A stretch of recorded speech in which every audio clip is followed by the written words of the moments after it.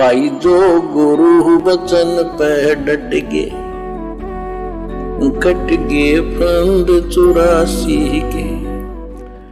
Bible में जो जबूर, तोरा तथा इंजल 3 पुस्तकों का संग्रह है, यानी ये जो बाइबल ग्रंथ है ये जबूर, तोरात और इंजल इन 3 पुस्तकों का संग्रह है। और तीनों पुस्तकों का जो ज्ञान था, हजरत मूसा के ऊपर जो तोरात उतारी गई, हजरत दाऊद के ऊपर जबूर उतारी गई और हजरत ईसा के ऊपर इंजिल नाजिल की गई। इन तीनों पुस्तकों का ज्ञान ही बाइबल में है और वो तीनों पुस्तकें शैतान के द्वारा ही उतारी गई थी, शैतान के द्वारा ही वो ज्ञान दिया गया था।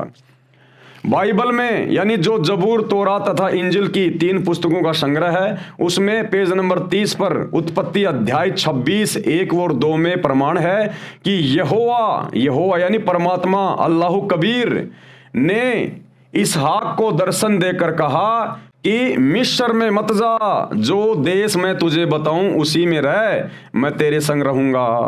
अब बताओ किस आधार से मुसलमान धर्म के भाई और ईसाई धर्म के भाई बहन कह रहे हैं कि अल्लाह कभी धरती पे नहीं आता, मनुष्य रूप में नहीं आता, वो किसी को दर्शन नहीं दे आता, जबकि बाइबल चीख चीख के कह रही है। ये देखिएगा पेज नंबर 30 पर उत्पत्ति अध्याय 26 1 और 3 में प्रमाण है कि यहोवा यानी परमात्मा यानी अल्लाह ने इसहाक को दर्शन देकर कहा। अब दर्शन कौन देगा भैया? दर्शन देने का मतलब है आमने सामने प्रकट होके कहा कि मिस्र में मत जा, मैं जो देश मैं तुझे बताऊं उसी में रह, मैं तेरे साथ रहूंगा। तो अल्लाह कैसा हुआ? अरे जब दर्शन दे दिए तो कोई ना कोई तो रूप होगा अल्लाह का, और इंसान की भाषा ही तो इंसान समझेगा। तो इसहाक के सामने परमात्मा जिस्मानी रूप में तो प्रकट हुआ, इंसान रूप में तो प्रकट हुआ, उनसे बातें की, उनका मार्गदर्शन किया। और तुम कहते हो यहोवा कभी पृथ्वी पे नहीं आता, अल्लाह कभी मनुष्य रूप में नहीं आता। मतलब आप लोग मैन्युअल को समझ नहीं रहे। ये मैन्युअल स्वयं अल्लाह कबीर ने आके समझाना पड़ता है। ये सब कुछ बाइबल में लिखा हुआ है, लेकिन आज तक कोई भी पोप, पादरी, पास्टर, धर्म का ठेकेदार आप लोगों को नहीं समझा पाया। अब स्वयं अल्लाह कबीर ने सतगुरु रामपाल जी के रूप में धरती पे प्रकट होकर इन सदग्रंथों में लिखी हुई ये गूढ़ बातें जो हमारी आंखों के सामने होने के बावजूद भी हम लोग नहीं समझ पाए, नहीं देख पाए, अब इनको समझा रहे हैं। तो यहोवा ने दर्शन देकर, पढ़ लेना अपनी बाइबल पेज नंबर 30 के ऊपर अध्याय 26 में चैप्टर 1 और 3 में, यहोवा ने यानी अल्लाह ताला ने, परमेश्वर ने इसहाक को दर्शन देकर कहा मिस्र में मत जा, मैं जो देश तुझे बता रहा हूं वहां जा और मैं तेरे साथ में रहूंगा। बाइबल में उत्पत्ति अध्याय में पेज नंबर 17 पर वाचा का चिन्ह खतना में अध्याय 17 श्लोक 1-2 में लिखा है, जब अब्राहिम 99 वर्ष का हो गया, अब्राहिम जब 99 वर्ष का हो गया था, तब यहोवा यानी प्रभु ने, अल्लाह ताला ने उसको दर्शन देकर कहा। अब दर्शन कौन देगा भैया? बताओ फिर निराकार कैसे हुआ? वो दर्शन देने वाला निराकार कैसे हुआ? जो हजरत इब्राहिम के सामने मनुष्य रूप में प्रकट हुआ, यहोवा परमेश्वर अल्लाह ताला भगवान, और क्या कहा इब्राहिम को? तब यहोवा प्रभु ने उसको दर्शन देकर कहा, मैं सर्वशक्तिमान हूं, मेरी उपस्थिति में चल, यानी मैं जैसा कहूं वैसा चल, मेरे वचन में चल और सिद्ध होता जा, यानी भक्ति मार्ग पे आगे बढ़ता जा। आगे देखिए, एक मुसलमान राजा थे तैमूर लंग, मुसलमान धर्म में पैदा था, बचपन से बहुत गरीब था, भेड़ बकरियां चराया करता था। उसको कबीर परमात्मा अल्लाह ताला मिले जिंदा बाबा के रूप में, और एक रोटी खाई थी उनके हाथ से और 7 पीढ़ी का राज दे दिया परमेश्वर ने। तो मुसलमान धर्म के तैमूर लंग को परमात्मा मिला जिंदा बाबा रूप में, अल्लाह कबीर। तैमूर लंग को अल्लाह पृथ्वी पर मिले। तैमूर लंग मुसलमान बहुत निर्धन था, उसकी माताजी बहुत धार्मिक थी, अतिथि व साधु बाबाओं की सेवा किया करती थी, कई बार स्वयं भूखी रह जाती थी, अतिथियों व राह चलने वाले लोगों को रोटी अवश्य खिलाती थी। एक दिन ऐसा ही आया कि घर में एक रोटी का आटा था। माताजी रोटी बनाकर बेटे तैमूर लंग के लिए जंगल में लेकर गई थी, जो साहूकारों की भेड़ बकरियां चराया करता था। माता स्वयं भूखी रही, बेटे के लिए रोटी ले गई थी।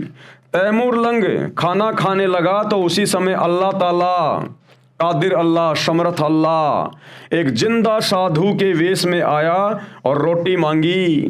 कहा, बच्चा कई दिन से भूखा हूं, बहुत लोगों से भोजन मांगा, किसी ने नहीं दिया।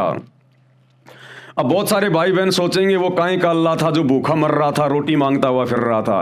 भाई और बहनों, अल्लाह जो सबको रोटी खिलाता है, सबका पेट भरता है, जानवरों से लेकर इंसानों का, जो तीनों लोकों में प्रवेश करके सबका भरण पोषण करता है, उनको रोटी मांगने की जरूरत नहीं पड़ती है। लेकिन वो अल्लाह अपने आत्माओं के नजदीक आने के लिए, उनका हाथ पकड़ने के लिए, उनको ज्ञान समझाने के लिए वो अल्लाह ताला इस प्रकार की लीलाएं करता है। लीलाएं अपनी आत्माओं से बातचीत करने के लिए, अन्यथा उसको किसी की रोटी की जरूरत नहीं जो पूरी दुनिया को रोटी दे रहा है।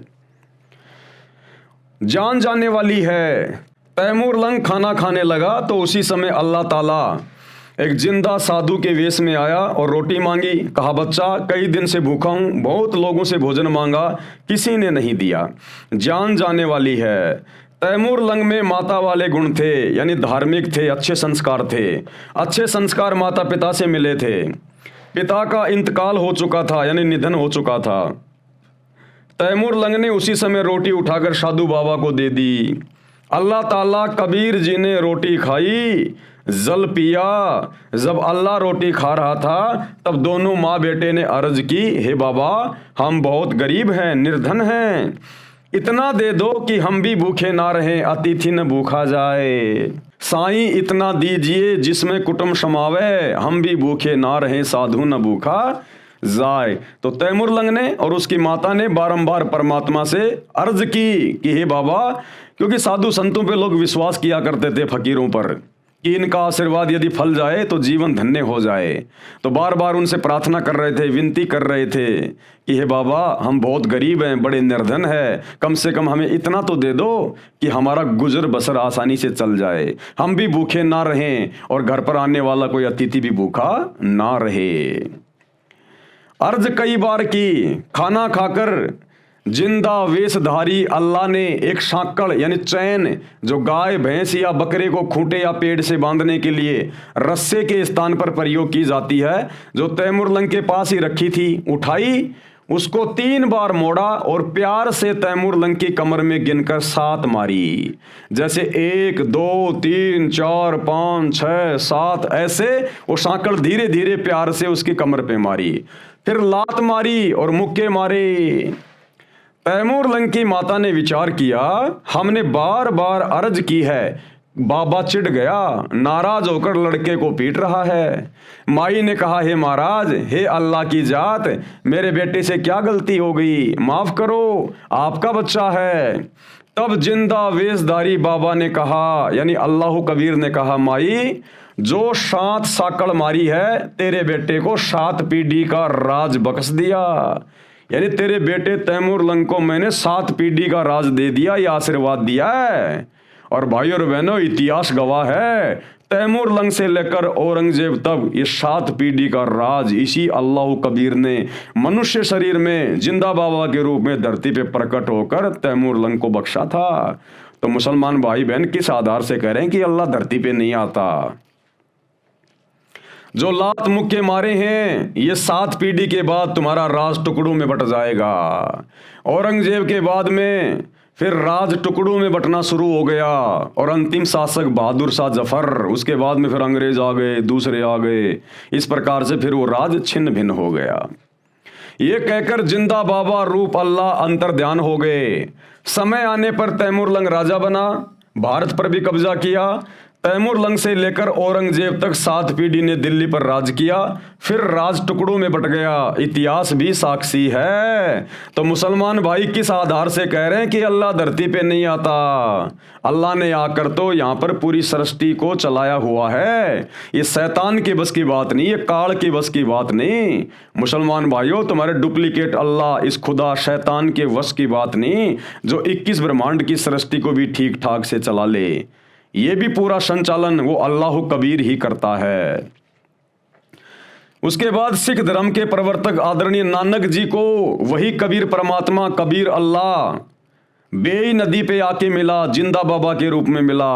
और नानक जी कबीर परमात्मा के समकालीन थे, क्योंकि 650 साल पहले अल्लाह ताला कबीर जी काशी के बनारस में लीला करने आए हुए थे।